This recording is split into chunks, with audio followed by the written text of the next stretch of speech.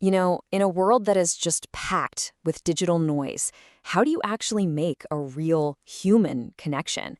Well, today we're diving into a guide from SendOutCards that has a surprisingly powerful answer: the personalized greeting card. Let's get into it.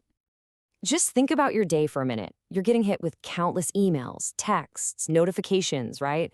It's just this constant stream of information. So in the middle of all that chaos, how do you make your voice heard and actually build a relationship that means something? And the answer here? It's not some brand new, complicated marketing hack. It's actually a pretty simple, timeless idea: personalization. It's all about using targeted, thoughtful gestures to turn those casual contacts into genuinely loyal supporters. So, first up, we've got to go beyond the name. Let's break down what true personalization really means, because, it's so much more than just sticking someone's name in an email template. See, true personalization isn't just about using a name. It's about crafting a message that proves you're actually paying attention, that you see their wins, you remember their milestones, and you have a real feel for their world. It really is about making someone feel seen. And here's that difference in action. On one side, you've got that standard, totally forgettable message we've all gotten a million times. But on the other, you have a message that shows you noticed something specific, something real, like a recent success. One is just noise. The other, that's a real connection. This really gets to the heart of it all. The whole goal is to make someone feel genuinely seen and appreciated. That feeling, right there, is what sparks the kind of bond that lasts way longer than the card it came in.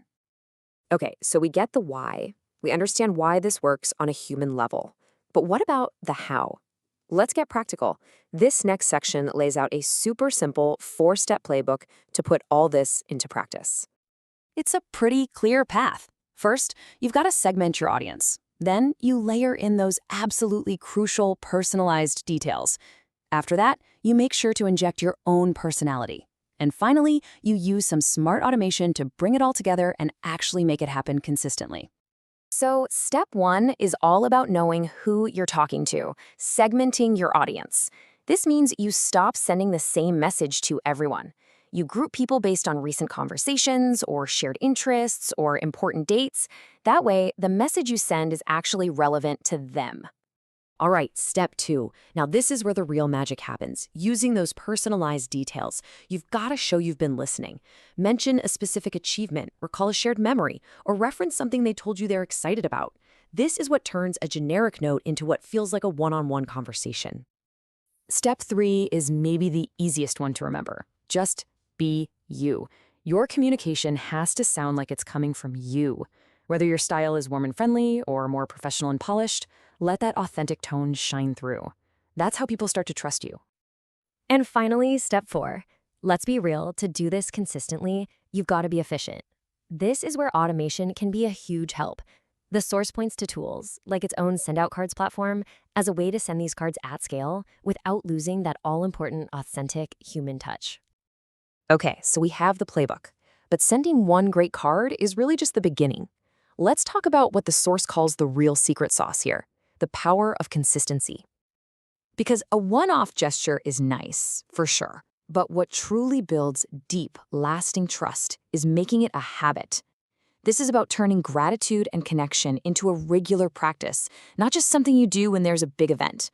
That's how relationships really grow stronger over time. So instead of just one touch point a year, imagine a steady rhythm of connection. You might congratulate a project launch early in the year, send birthday wishes a few months later, and then acknowledge a work anniversary after that. It shows you're consistently paying attention and that you genuinely care. All right, let's bring it all home. Our final section is all about turning these ideas into action and sparking your next great connection. If you remember just one thing from all this, let it be this: it is not about how big or expensive the gesture is. It is 100% about the sincerity behind it. That authentic human connection is what people are truly looking for, and it's what they'll always remember. And that leads to this really simple but powerful idea. Sometimes the smallest actions can create the biggest impact. Your next truly meaningful connection, it could be just one thoughtful card away. So I'll leave you with this question to think about right now. Who in your network comes to mind? A client, a colleague, maybe a friend? Who could use a thoughtful card from you today?